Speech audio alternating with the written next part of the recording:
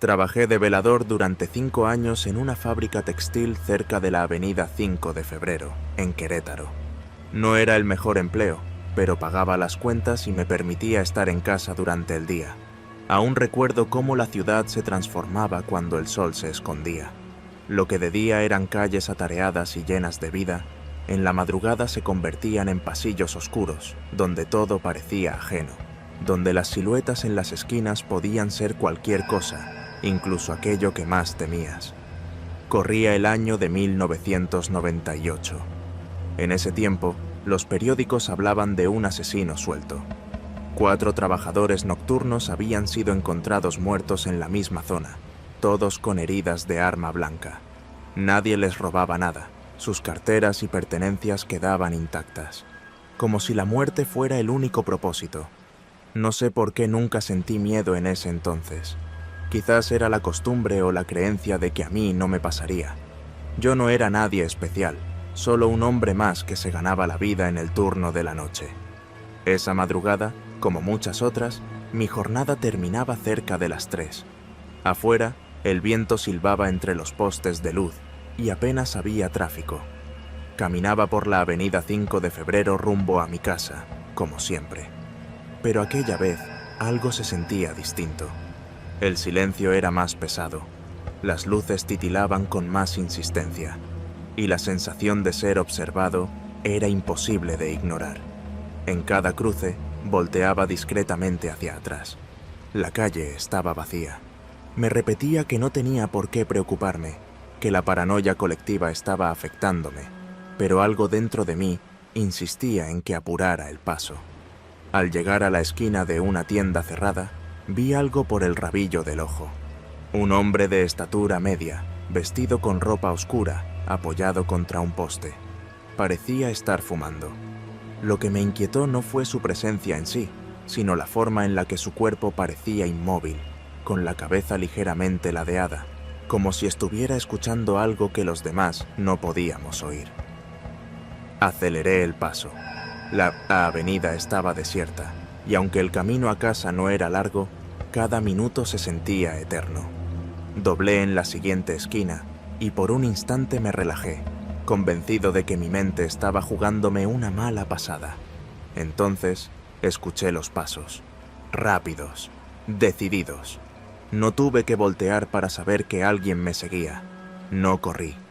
Si algo había aprendido en la vida, era que el miedo te hace actuar torpemente, y la desesperación es el arma favorita de los depredadores. Caminé más rápido, con las llaves apretadas en mi puño. Las sombras de las luminarias proyectaban figuras alargadas en el pavimento, y por un instante vi la silueta de alguien a pocos metros detrás de mí. No sabía qué hacer. No quería confirmar con la mirada que esa sombra me estaba siguiendo. Pero entonces los pasos se detuvieron, y una voz, apenas un murmullo en la noche, dijo mi nombre. José. Sentí un escalofrío helado en la columna. No debía voltear, no debía responder, pero lo hice. A unos metros de mí, el hombre del poste estaba allí, en medio de la calle. Su rostro no era visible bajo la luz parpadeante, pero sus manos, desnudas y tensas, reflejaban el brillo de algo metálico, el filo de un cuchillo. Mi corazón empezó a martillar en mi pecho. «Tú no deberías estar aquí», dijo, con una voz tan baja que tuve que aguzar el oído para entenderlo. No esperé a que dijera más. Eché a correr. Las calles se volvieron un laberinto sin fin. Corrí sin mirar atrás, sintiendo que en cualquier momento un golpe frío perforaría mi espalda. Escuché sus pasos persiguiéndome, seguros, sin desesperación. No se apresuraba, como si supiera que tarde o temprano tropezaría, que el miedo me haría caer.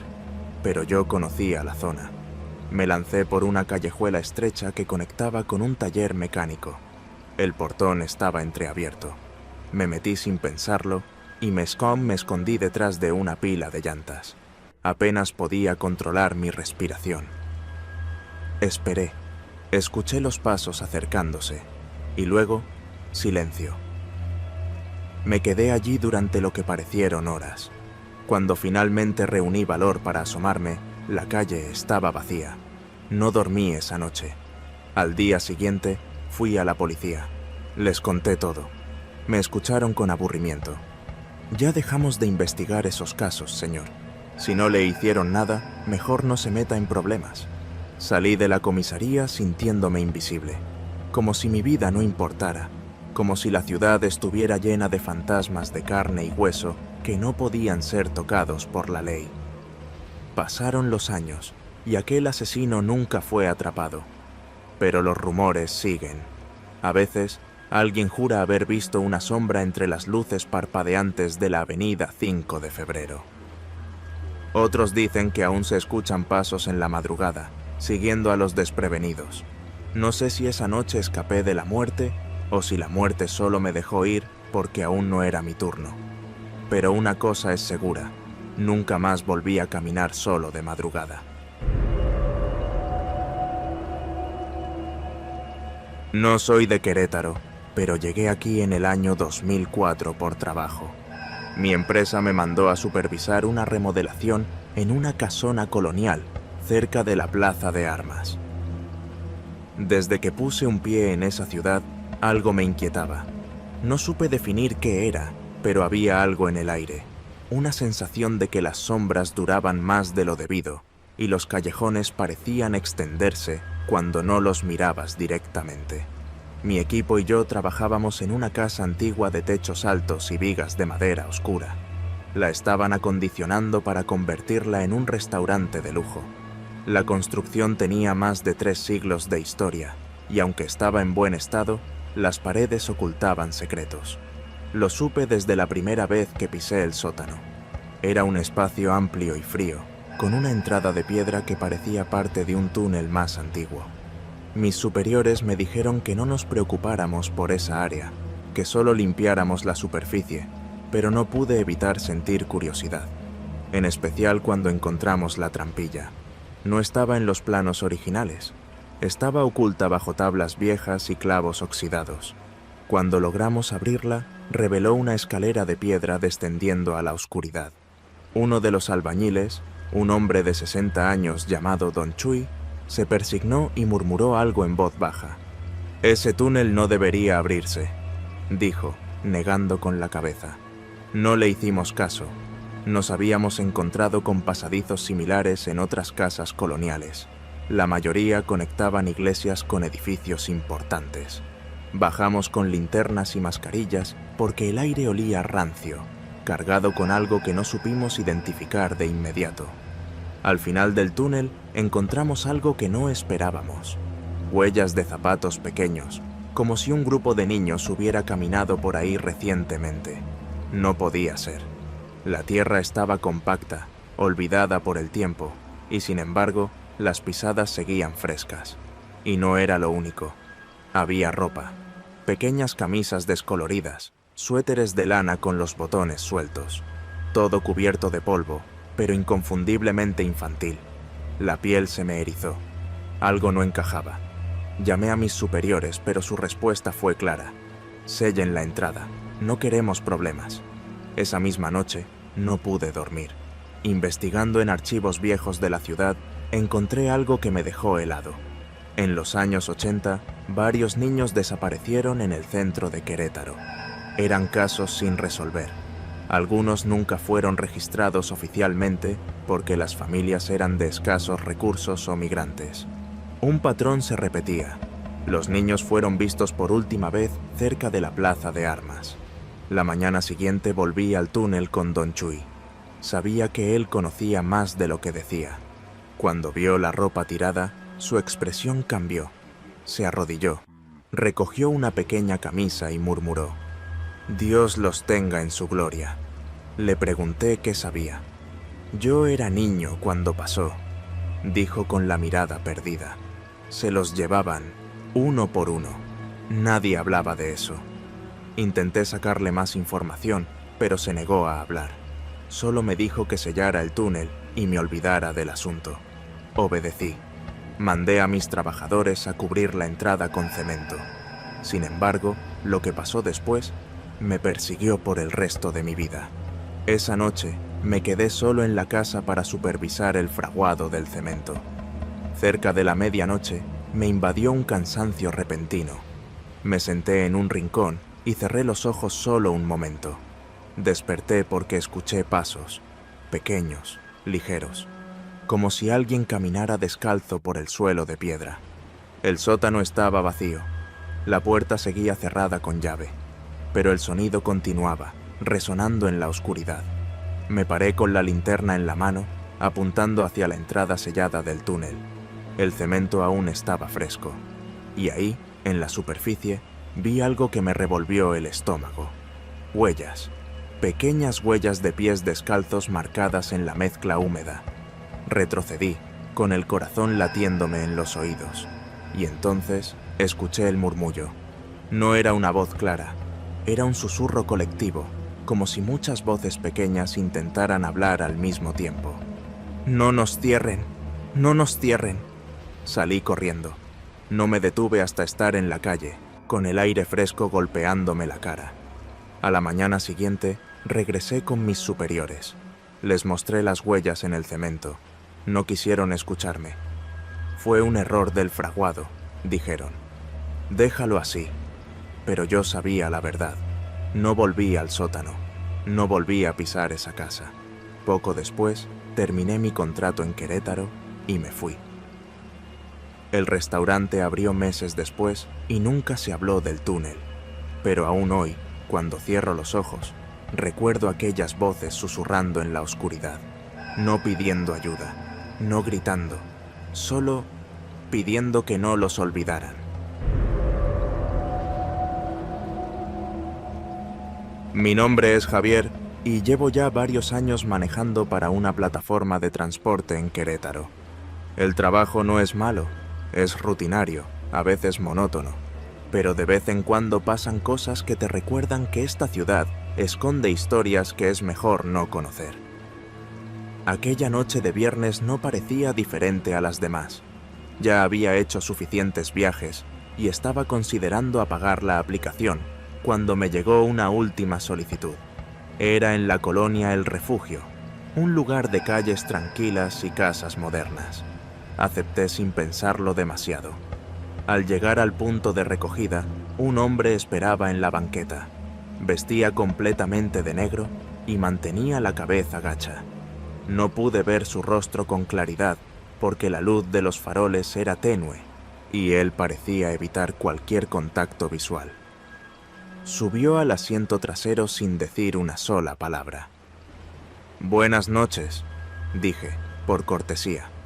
No respondió, solo asintió levemente con la cabeza. Me fijé en el destino, una calle oscura en las faldas del Cerro del Cimatario. No era un lugar donde normalmente dejaba pasajeros. En esa zona, la urbanización aún no estaba completa, y las pocas casas que había parecían más bodegas que viviendas. Pensé en preguntarle si estaba seguro de la dirección, pero algo en su silencio me hizo dudar. Arranqué el auto y emprendimos el camino. Durante todo el recorrido, el hombre no emitió sonido alguno, ni una palabra, ni un suspiro. Solo el ruido del motor y las luces de la ciudad perdiéndose en el retrovisor nos acompañaban. Intenté observarlo por el espejo, pero su mirada estaba fija en algún punto fuera de la ventana. Empecé a sentirme incómodo, como si algo en el ambiente se hubiese vuelto pesado. Al llegar al destino, la calle estaba prácticamente en penumbra. No había postes de luz cercanos, solo los faros de mi auto iluminaban el camino de tierra. Miré el mapa de la aplicación para confirmar que ese era el lugar correcto. «Llegamos», informé, esperando que por fin dijera algo. Pero el hombre no se movió.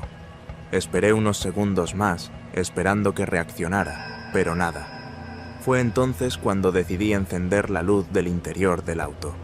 Lo vi claramente. Tenía un arma en las manos. El aire se volvió espeso. Sentí un sudor frío recorrerme la nuca, pero me obligué a no moverme bruscamente. La piel de mis brazos se erizó y mi corazón empezó a latir con fuerza. No habló. Solo estaba ahí, con la pistola en las manos, como si esperara algo. Mi mente se llenó de ideas aterradoras. ¿Me iba a asaltar? ¿Me iba a matar? ¿Iba a obligarme a llevarlo a otro lado? Lo único que supe con certeza en ese instante fue que no podía esperar a averiguarlo. Con un movimiento controlado, metí la marcha y pisé el acelerador. El auto respondió con un rugido mientras me alejaba del lugar lo más rápido posible. No me importó si el hombre me disparaba en ese momento, pero no iba a quedarme ahí para saber qué quería. Mi única esperanza era encontrar una patrulla. La suerte estuvo de mi lado. Apenas unas calles adelante, vi un retén policíaco. Me dirigí directo hacia ellos sin dudarlo, tocando el claxon varias veces para llamar su atención. Al detenerme, bajé la ventana y grité: ¡Ayuda! ¡Tengo un hombre armado en el asiento trasero! Los oficiales reaccionaron de inmediato. Sacaron sus armas y rodearon el auto. Mi respiración era agitada, mi pecho subía y bajaba rápidamente mientras veía por el espejo retrovisor. Y entonces lo noté. El asiento trasero estaba vacío. El hombre ya no estaba ahí. Los policías me ordenaron salir del auto. Me revisaron el auto, pero no había nadie más. Me preguntaron qué había pasado y traté de explicarles con la voz entrecortada. Yo lo vi. Subió en el refugio. No dijo nada. Tenía un arma. No sé en qué momento se bajó. Los oficiales me miraron con incredulidad. Uno de ellos alumbró con su linterna el interior del vehículo. ¿Y esto?, preguntó. Giré la cabeza y vi lo que señalaba.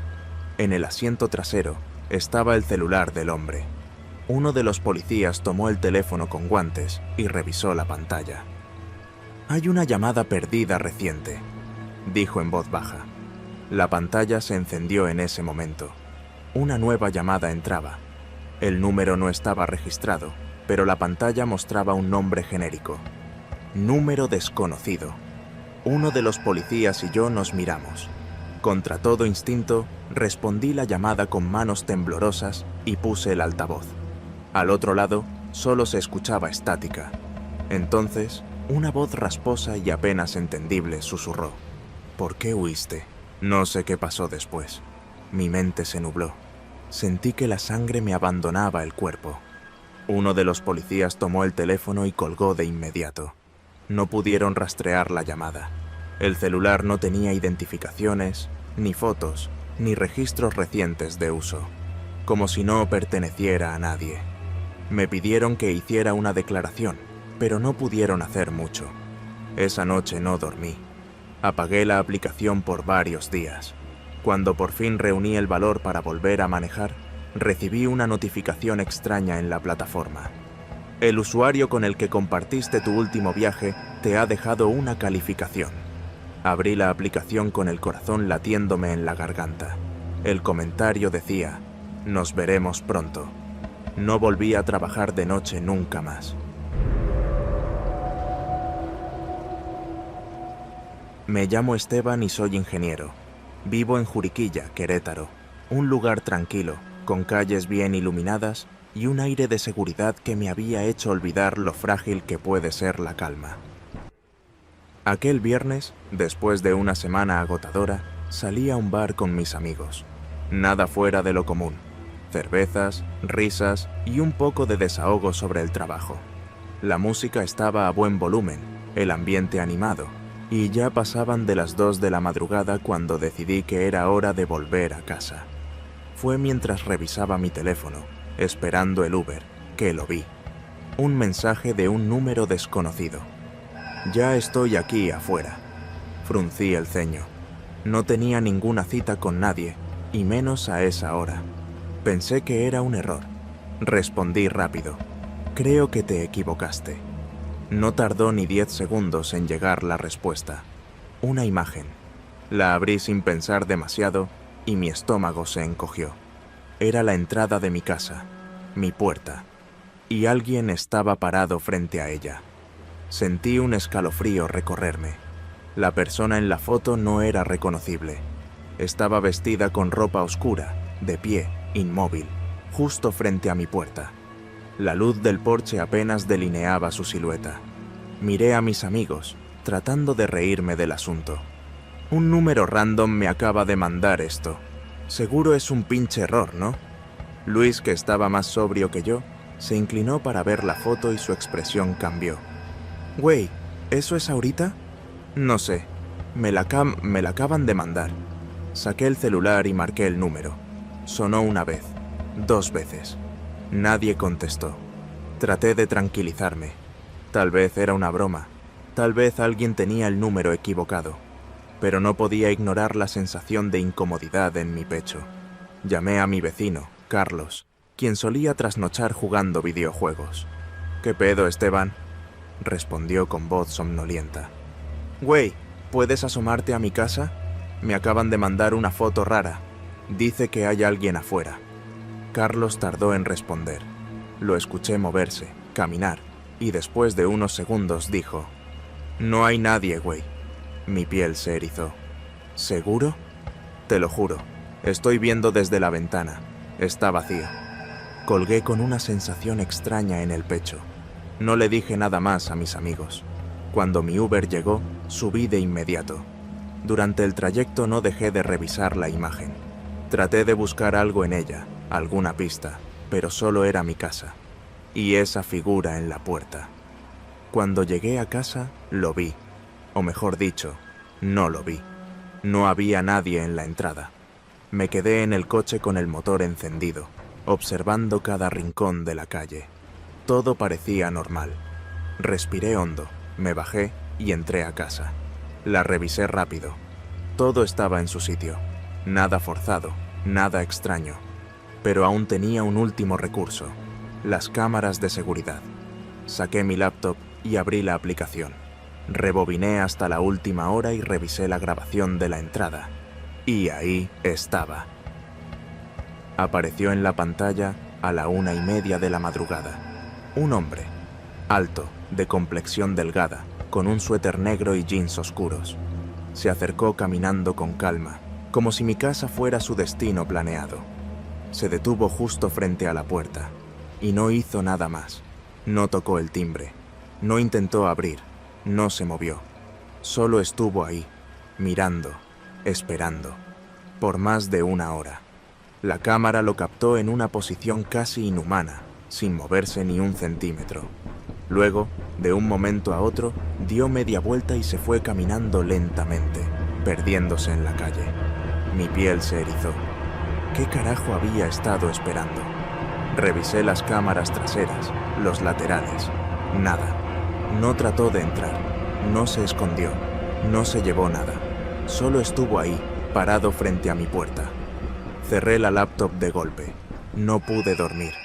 Cada pequeño sonido me hacía saltar. Al final, me quedé en la sala con todas las luces encendidas, la puerta bien cerrada y un cuchillo en la mano, sintiéndome ridículo. Por la mañana, hablé con Carlos y le enseñé el video.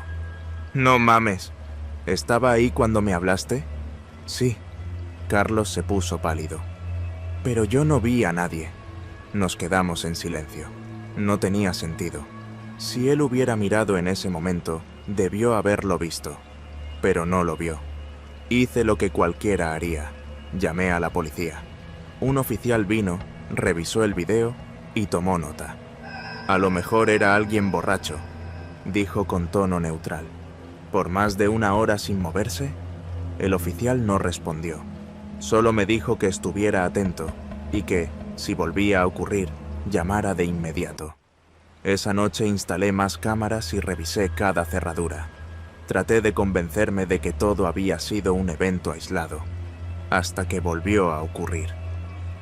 2 noches después, a la misma hora, mi celular vibró. Un mensaje de un número desconocido. «Ya estoy aquí afuera». Mi garganta se cerró. Revisé las cámaras, y ahí estaba de nuevo.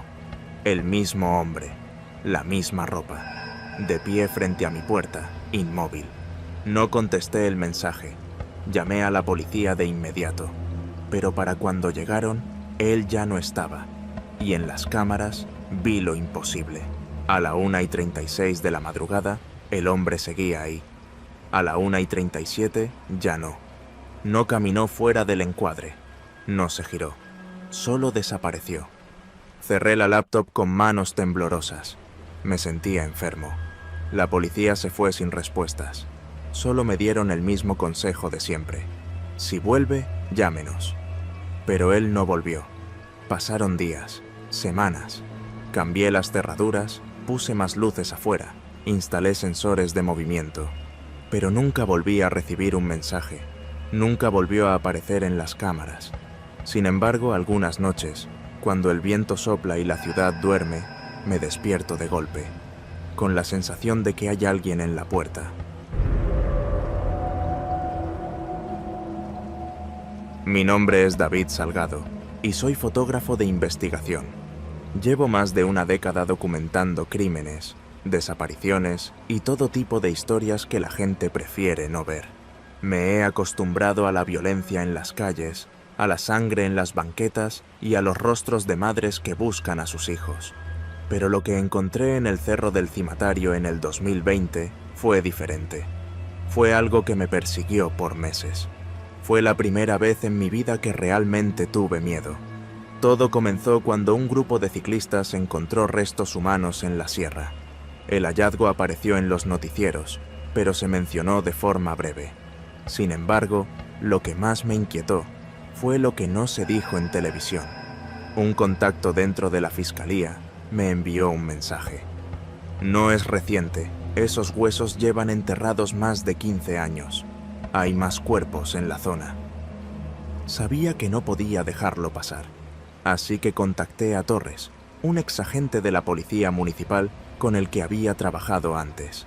Él había patrullado el área en los años 90 y conocía la sierra mejor que nadie. Cuando le hablé del caso, se quedó en silencio unos segundos antes de responder. «No te va a gustar lo que vas a encontrar ahí», me dijo finalmente. «Pero si insistes, te llevo». Manejamos hasta las afueras de Querétaro en su camioneta vieja. El motor rugía con esfuerzo mientras subíamos por un camino de terracería que se adentraba en la sierra. El cielo estaba despejado, pero el sol comenzaba a ocultarse. Torres conducía en silencio, con los ojos fijos en la brecha de tierra.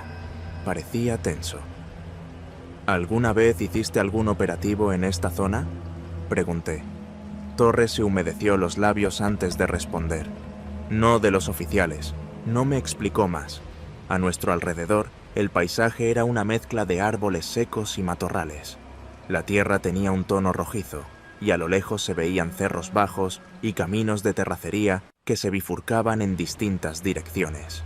Después de unos 15 minutos, Torres detuvo la camioneta en una curva.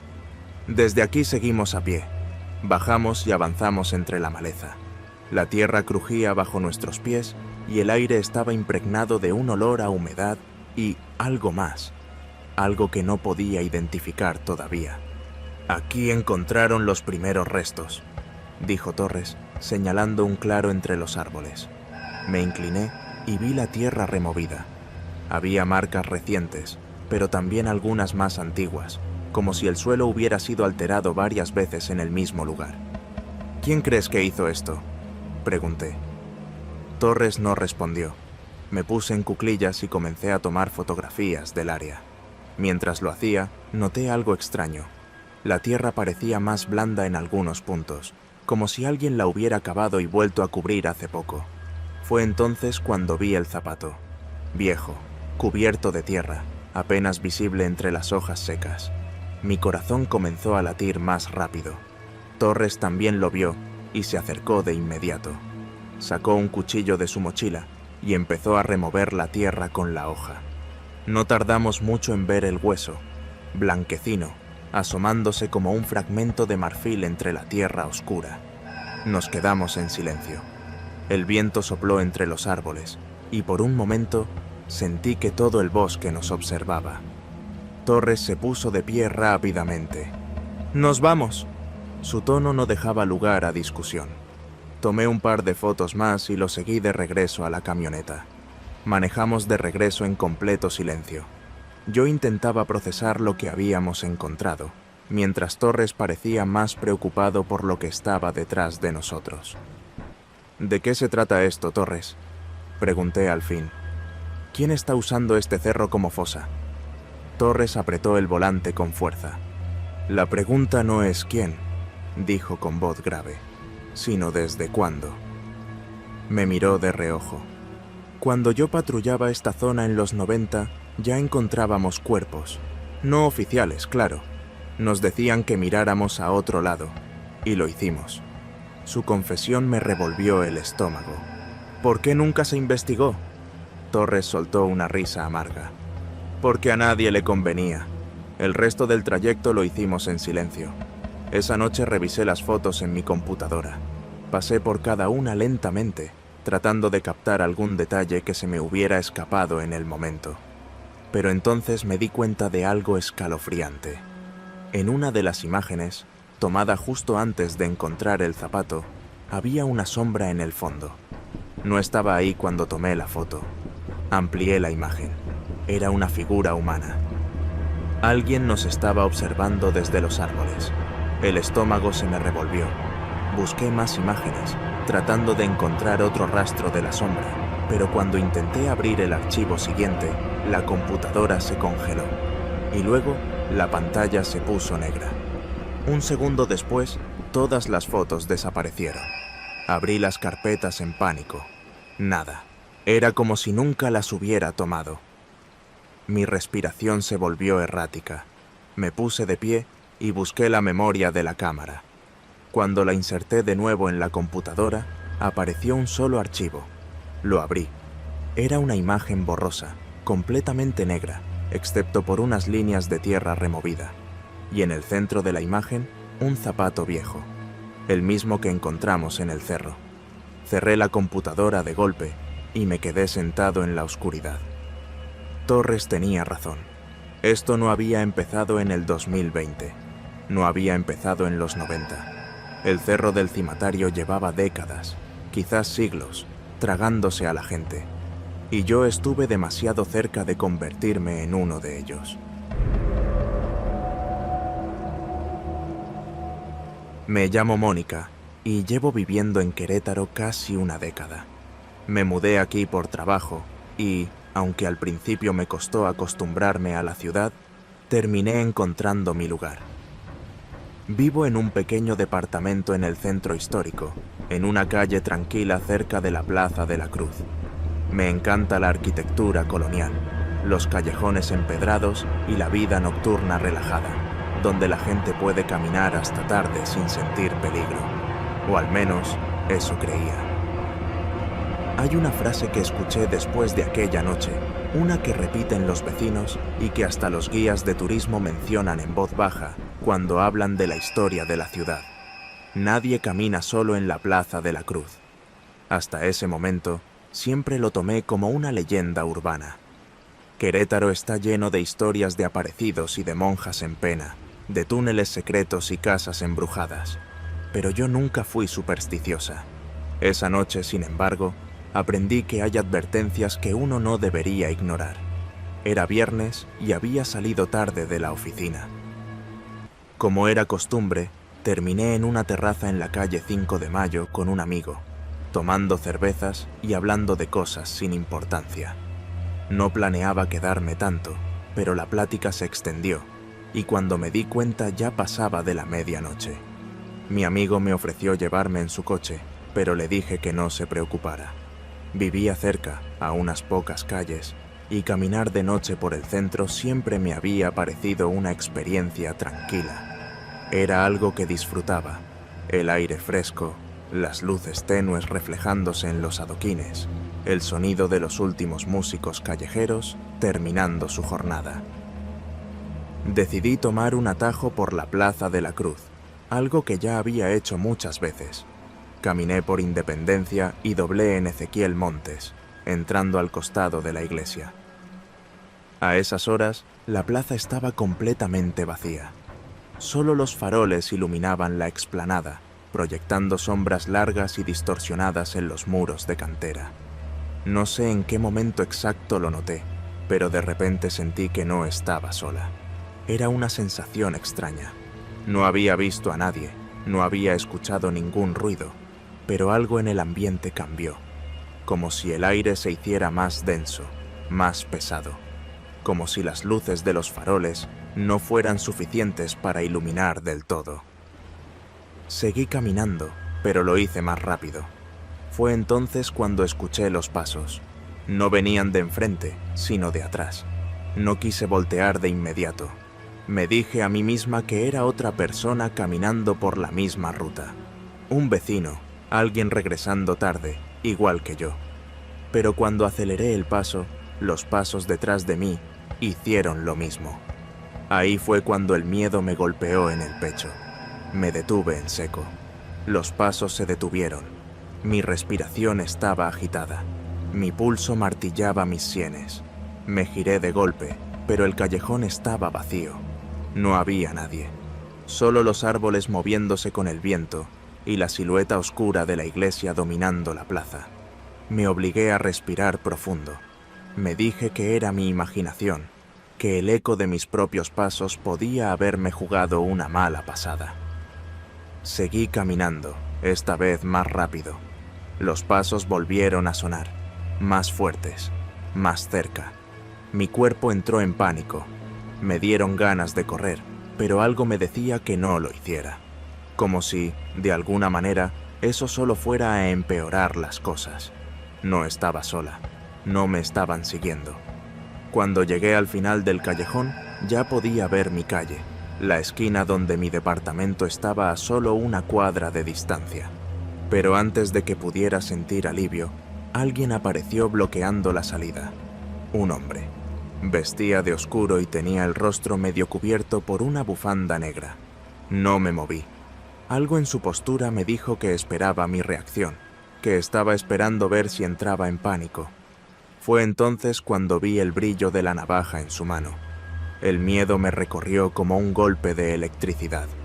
Traté de retroceder, pero algo me lo impidió. No fue la parálisis del miedo, fue otra cosa. Algo estaba justo detrás de mí. No lo veía, pero lo sentía, como si una presencia estuviera pegada a mi espalda, tan cerca que podía percibir el cambio en la temperatura del aire. El asaltante también lo sintió. Su mirada se movió más allá de mí, enfocándose en algo detrás de mi hombro. Su expresión cambió en un instante. Su rostro se descompuso en puro pavor. Retrocedió un paso. Su mano temblaba sobre la navaja. Abrió la boca para decir algo, pero en ese momento, desde la esquina de la plaza, salió un grupo de mariachis de una cantina. Su música rompió el silencio de la madrugada. El tipo no lo pensó dos veces. Se dio la vuelta y corrió. Yo hice lo mismo. Corrí sin mirar atrás, sin detenerme hasta llegar a mi departamento. Casi no atinaba a meter la llave en la cerradura. Cuando finalmente logré entrar, cerré la puerta de golpe y me quedé apoyada contra ella, tratando de recuperar el aliento. Me quedé así varios minutos, con la respiración entrecortada, esperando escuchar algo. Algún sonido del otro lado de la puerta. Alguna señal de que lo que había sentido todavía estaba ahí. Pero no hubo nada. Solo el silencio de la madrugada. Esa noche no dormí. A la mañana siguiente, intenté convencerme de que todo había sido una coincidencia, de que el asaltante se había asustado por la música, de que mi imaginación había exagerado la sensación de los pasos. Pero cuando volví a pasar por la Plaza de la Cruz, ya de día, vi algo que me congeló la sangre. En la entrada del callejón donde todo había ocurrido, justo en la pared de piedra, había una frase tallada en la cantera, desgastada, antigua, pero clara. Nadie camina solo en la Plaza de la Cruz. Desde esa noche, yo tampoco lo hago.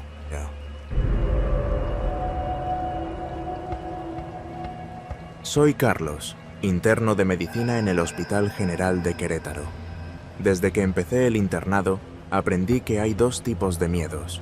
El miedo al error, al fallarle a un paciente, a cometer una negligencia, y el miedo que se te mete en los huesos cuando la lógica ya no tiene explicación. Lo segundo me ocurrió en mi último turno nocturno. Aquella noche, después de casi 24 horas de guardia, lo único que quería era salir del hospital y tirarme en mi cama. Eran las 5 de la mañana, esa hora extraña en la que el hospital está sumido en un silencio artificial. Algunos pacientes dormían, los pasillos estaban semivacíos, y los pocos médicos que aún deambulaban por ahí lo hacían con movimientos lentos, arrastrando los pies por el agotamiento. Acababa de terminar un caso complicado. Un hombre de unos 30 años ingresó a urgencias con múltiples fracturas y golpes en el torso y el rostro. Lo habían encontrado en un callejón, inconsciente, con la nariz rota y varias costillas comprometidas. No portaba identificación. Lo estabilizamos y lo pasamos a observación. Era un caso más en una noche rutinaria, hasta que me llamó. Yo estaba terminando de escribir las indicaciones en su expediente cuando sentí su mirada fija en mí. Al levantar la vista, me encontré con sus ojos abiertos de par en par. Tenía la piel amoratada por los golpes y los labios partidos, pero lo que más me inquietó fue su expresión. No era la de alguien en shock ni la de alguien con dolor. Era una expresión de advertencia. «No sigas este pasillo, doctor», susurró con voz quebrada. Su tono no fue una súplica ni una advertencia común. Fue algo más, como si hablara desde el conocimiento absoluto de que lo que decía era cierto. Me quedé quieto, con la pluma suspendida en el aire. «¿Perdón?», pregunté, seguro de que había oído mal. Pero él no respondió. Solo me sostuvo la mirada por unos segundos más, luego cerró los ojos y se quedó inmóvil.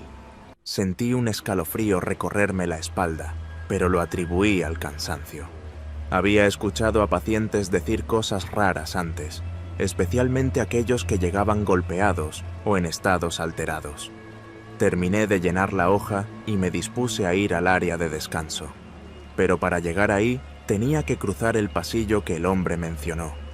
Era un corredor largo y angosto que conectaba urgencias con los consultorios y la salida trasera del hospital. Durante el día, era una vía muy transitada, pero a esa hora estaba completamente vacío. Las luces fluorescentes parpadeaban de vez en cuando, dejando destellos de sombra en las paredes. El suelo reflejaba un brillo pálido, como si la limpieza excesiva lo hubiera desgastado hasta convertirlo en un espejo opaco. Respiré hondo y caminé con paso seguro.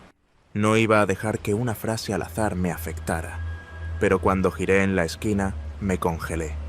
A unos metros de distancia, semioculto en la penumbra del pasillo, había un hombre con un pasamontañas. El aire se volvió denso en mis pulmones. Sostenía un cuchillo en la mano derecha. No me moví. No pude. Él tampoco. Solo permaneció ahí, inmóvil, como si estuviera esperando algo. Mi mente empezó a procesar posibilidades. ¿Un paciente? No. No había forma. ¿Alguien que entró por error? Imposible. No cualquiera deambulaba en un hospital a esa hora, menos con un cuchillo. Mi respiración se aceleró. En ese momento, una voz me llamó desde atrás. «¡Carlos!».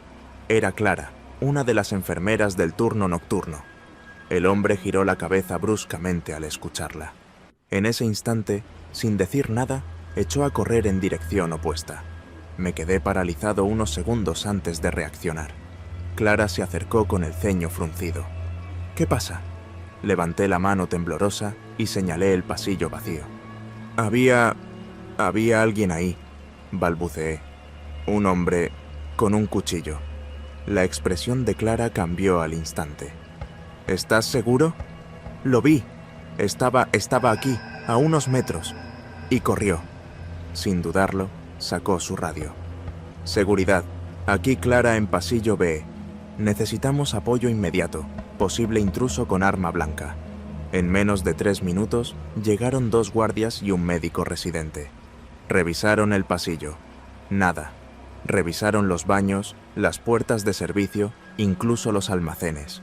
No encontraron a nadie. «¿Está seguro de lo que vio, doctor?», preguntó uno de los guardias. Los miré incrédulo. «No me lo imaginé. Estaba ahí». Uno de los guardias se giró hacia su compañero. «Vamos a revisar las cámaras». Fuimos a la sala de vigilancia. Un tipo de seguridad revisaba las grabaciones en una pantalla vieja con una calidad pésima. «A ver», murmuró mientras retrocedía el video. «Aquí está la entrada de urgencias. Vimos a pacientes entrando y saliendo. Luego, Alrededor de las 3:20, un hombre con pasamontañas apareció en la imagen. Mi piel se erizó. Caminaba con calma. No corría, no se veía perdido. Era como si supiera exactamente a dónde iba. Pasó por los pasillos, giró en las esquinas con seguridad. No lo veíamos atacando a nadie, pero se movía como si estuviera cazando. «Ahí está», dije con voz tensa. «Ahí está. Lo ven, ¿verdad?». El guardia asintió y avanzó las grabaciones. Seguimos al hombre con la mirada hasta que llegó al pasillo donde lo vi. La cámara lo captó deteniéndose en la penumbra, justo donde lo encontré. Luego, el video mostró cuando Clara me llamó. En ese momento, el hombre se giró y echó a correr, pero nunca salió. Rebobinamos una y otra vez. No apareció en ninguna otra cámara. «No es posible», murmuró el guardia. «Tuvo que haber salido por algún lado», dijo Clara, con voz temblorosa. Pero no hubo puertas abiertas, no hubo movimientos sospechosos. El hombre simplemente desapareció. El jefe de seguridad trató de restarle importancia. Seguro salió por una puerta trasera sin que lo viéramos. A veces las cámaras tienen puntos ciegos, pero yo sabía que no, porque mientras todos observaban la pantalla, yo volví la vista al pasillo a través del reflejo de la ventana, y ahí estaba él, mirándome, con el cuchillo aún en la mano. No volteé, no quise comprobar si estaba ahí de verdad. Solo cerré los ojos, conté hasta 10, y, cuando volví a mirar, ya no había nada. Esa fue mi última noche en el turno nocturno. Nunca volví a cruzar ese pasillo. Mi nombre es Martín y llevo ya varios años como repartidor en Querétaro. No es el mejor trabajo del mundo, pero paga lo suficiente para mantenerme. La ciudad se ha vuelto mi mapa personal. Conozco los atajos, los semáforos que tardan una eternidad en cambiar, las calles donde te roban si te detienes mucho tiempo y las zonas donde las propinas son buenas. Me gusta la libertad de no estar encerrado en una oficina, aunque algunos días me pesan más que otros. Aquel jueves parecía ser uno de esos días pesados. Ya llevaba 6 horas arriba de la moto y el tráfico estaba peor de lo normal. Por más que intentaba ir rápido, siempre había algún coche bloqueando el camino o un peatón cruzando sin fijarse. Eran casi las 5 de la tarde cuando me llegó un pedido directo: recoger un paquete en el Mercado de la Cruz y entregarlo en una dirección en San José el Alto. Hasta ahí, nada fuera de lo común. Al llegar al mercado, me estacioné cerca de la entrada y revisé el mensaje con la descripción del cliente. No era un pedido de app, sino uno de los contactos que me habían pasado por WhatsApp. Muchos prefieren pagar en efectivo para no dejar rastro, y a mí no me molestaba siempre y cuando pagaran bien. Busqué entre los puestos hasta encontrar al tipo que me había citado. Vestía una gorra negra y lentes oscuros, lo cual de inmediato me pareció raro, pero en este trabajo uno ve de todo. Llevaba en las manos una caja de cartón sellada con cinta gris, del tamaño de una caja de zapatos, pero un poco más gruesa. «Tienes que llevar esto a la dirección que te pasé», dijo sin quitarse los lentes, «y dársela en mano a la persona que abra la puerta». «Va», respondí. «Son 120 pesos por la entrega». Sin decir nada, sacó un billete de 500 y me lo extendió. «Llévala sin hacer preguntas. Quédate con el cambio». Me congelé un momento. Era demasiado dinero para un simple encargo. Quise preguntarle qué llevaba dentro, pero me limité a asentir mientras metía el billete en la bolsa de mi chamarra. Me entregó la caja con cuidado, como si llevara algo frágil. «No la golpees mucho», agregó. «Es importante». Me quedé con esa sensación incómoda de estar haciendo algo indebido, pero la necesidad pudo más. Subí la caja a la moto y arranqué. La dirección me llevó hacia San José el Alto, una zona que conocía de vista, pero que no frecuentaba mucho. Es un barrio complicado, con calles estrechas y algunas partes en las que mejor no te detienes de noche. Mientras manejaba, Sentía el peso de la caja en la mochila. No era particularmente pesada, pero dentro había algo que se movía. No le di demasiada importancia hasta que pasé por un bache y la caja se sacudió. Algo dentro hizo un ruido seco, como si hubiera tocado una de las paredes de cartón. Me tensé. No estaba transportando comida ni ropa. Entonces, ¿qué era? Intenté calmarme. Quizás era un objeto valioso, algo que no debía golpearse mucho. Pero el presentimiento de que algo estaba mal no se me quitó de la cabeza. Doblé por una calle angosta, subiendo hacia la parte alta de la colonia. La casa estaba casi al final, en una calle sin salida. Me estacioné frente a una fachada de pintura desgastada, con una puerta de metal oxidado y un auto viejo cubierto con una lona. No había timbre, así que toqué la puerta con los nudillos. Silencio. Toqué de nuevo. Justo cuando iba a insistir, algo dentro de la caja golpeó con fuerza. Solté la caja como si quemara. El golpe se repitió, esta vez más insistente. Un ruido sordo, contenido dentro del cartón. Di un paso atrás. Era imposible. Pateé la caja con la punta del pie y de inmediato el golpe vino de regreso, como si algo dentro estuviera respondiendo. Algo estaba atrapado ahí, y yo lo estaba entregando. Mi corazón comenzó a latir con fuerza. Volví la vista hacia la casa, pero no había señales de movimiento. Sentí la urgencia de salir corriendo, pero mis pies no reaccionaban. ¿Qué demonios estaba haciendo? Pude haber abierto la caja. Pude haberme quedado y esperar a ver quién salía a recibirla. Pero no. En cuanto mis piernas reaccionaron, subí a la moto y me largué de ahí, dejando la caja en la banqueta. No quise mirar atrás. Pasé toda la noche dándole vueltas al asunto. Pensé en volver por la caja, en revisar su contenido y tal vez ir a la policía. Pero algo me decía que no debía involucrarme. A la mañana siguiente, mientras desayunaba en casa, desbloqueé el celular y me apareció una notificación de noticias locales. Hallan niño dentro de una caja abandonada en San José el Alto.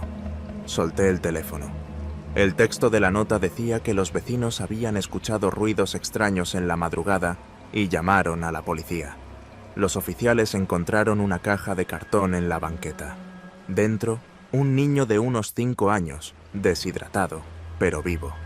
Los secuestradores habían abandonado la casa. Si yo hubiera entregado esa caja, si la hubiera dejado en manos de quien la esperaba dentro, no podía respirar. Corrí al baño y vomité. Me temblaban las manos. Miré mi reflejo en el espejo y vi a un tipo pálido, con los ojos desorbitados, como si estuviera viendo un fantasma. Fui a mi celular y busqué el contacto del tipo que me contrató. Lo único que tenía era un número sin nombre, con un mensaje donde me pasaba la dirección y la hora de entrega. No había más. Escribí: ¿Quién eres? El mensaje no se entregó. Intenté llamar. Número fuera de servicio. Pasé horas tratando de calmarme, pero el pánico no se me quitaba. ¿Qué habría pasado si la policía no encontraba al niño? ¿Cuántos más habían sido transportados así sin que nadie se diera cuenta? Yo casi fui cómplice de un secuestro. Ese mismo día, fui a la tienda y compré un chip nuevo. Cambié de número y bloqueé a todos los contactos que no fueran de confianza. Devolví el billete de 500 en la primera iglesia que encontré.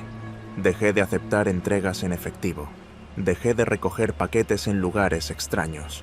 Y cada vez que paso cerca de San José el Alto, evito mirar las casas viejas, porque no quiero saber cuántas más guardan cajas esperando ser entregadas. Querétaro de noche es un sitio distinto. Durante el día, el centro histórico es un ir y venir de turistas, familias y oficinistas. Pero cuando cae la noche, especialmente entre semana, las calles se vacían y el silencio se adueña de las plazas. No sé qué me hizo aceptar ese último viaje. Tal vez la necesidad, tal vez la inercia de seguir conduciendo.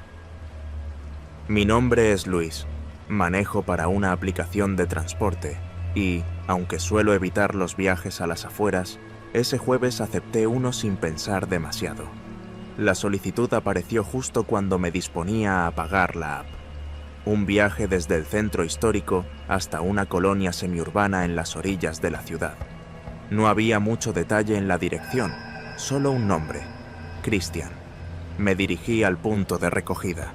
Era la plaza de armas, un lugar donde normalmente hay mucha luz y movimiento, pero esa noche apenas quedaban unos pocos jóvenes sentados en las bancas y uno que otro vagabundo merodeando. 2 hombres subieron al auto. El primero, Christian, según la app, era un tipo de unos 30 y tantos, moreno, con una chamarra de mezclilla y una gorra oscura. El segundo, un poco más joven, con barba rala y sudadera gris. No dijeron mucho. Christian solo preguntó: ¿Eres Luis? Asentí y él respondió con un seco: Vámonos. El camino hacia la colonia fue incómodo. No hablaban entre ellos, y cada vez que los miraba por el retrovisor, Christian iba viendo su teléfono, mientras el otro miraba por la ventana, con una expresión difícil de leer. Salimos de la ciudad y los edificios fueron reemplazados por terrenos baldíos y calles a medio pavimentar. La luz de los postes era intermitente y a lo lejos se veían cerros oscuros recortándose contra el cielo. Cuando el GPS anunció que habíamos llegado, detuve el auto en una calle sin pavimentar. «Aquí está bien», dijo Christian. Los dos bajaron rápido y, sin despedirse, caminaron hacia una calle lateral. Esperé un par de segundos, esperando el pago a través de la app, pero nunca llegó la notificación. «No chinguen», murmuré y abrí la app para reportar el viaje. Entonces, al girar la vista, me di cuenta de que algo no estaba bien. Frente a mí, varios autos bloqueaban la calle de regreso. No había notado cuándo llegaron, pero ahora estaban ahí.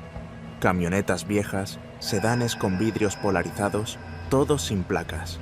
La adrenalina me golpeó de inmediato.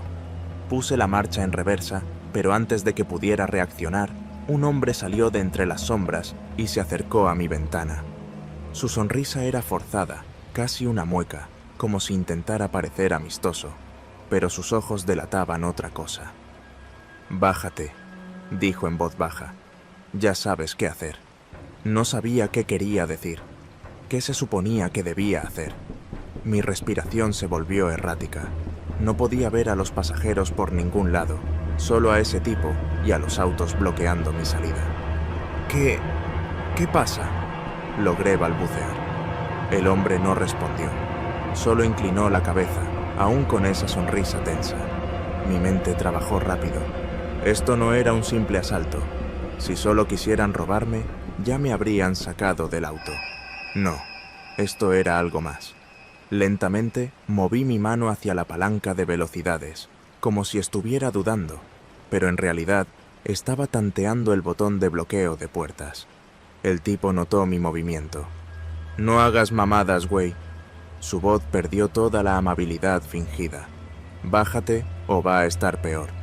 Apreté el botón de seguro y con un movimiento rápido puse la marcha en reversa y pisé el acelerador.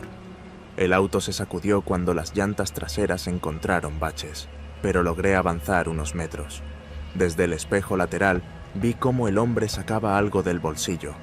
Un golpe seco en el vidrio me hizo girar la cabeza. Otro tipo había aparecido al lado del coche, golpeando la ventana con el puño. Su expresión era la de alguien que está a segundos de explotar en furia. «Bájate, hijo de tu puta madre». No lo pensé más. Giré el volante y aceleré con todas mis fuerzas. El auto se sacudió violentamente al meterse en un callejón estrecho entre 2 casas. Sentí cómo la parte trasera raspaba contra una barda, pero no me importó. Solo tenía que salir de ahí. Los gritos quedaron atrás. Uno de los autos intentó seguirme, pero la calle era demasiado angosta para maniobrar rápido. En el retrovisor vi cómo intentaban meterse en el callejón, pero mi ventaja fue suficiente. No sé cuántos semáforos me pasé hasta que volví a la ciudad. Solo cuando vi los letreros de Oxxo y una gasolinera sentí que podía respirar. Me estacioné en un sitio bien iluminado y revisé mi teléfono. La aplicación ya no mostraba el viaje con Christian, como si nunca hubiera existido. No lo reporté. ¿A quién? ¿A la policía? ¿Qué les diría? ¿Que unos tipos me llevaron a una colonia oscura y me querían hacer quién sabe qué? No. Solo cerré la app y me quedé ahí, en el estacionamiento, con las manos aún temblando sobre el volante. Esa fue la última noche que trabajé como chofer. Y hasta hoy, cada vez que me llega una notificación de viaje en la app, siento una presión en el pecho. Porque sé que, en algún rincón de la ciudad, hay hombres como Christian esperando a que alguien más acepte su solicitud. Alguien que no tendrá la misma suerte que yo.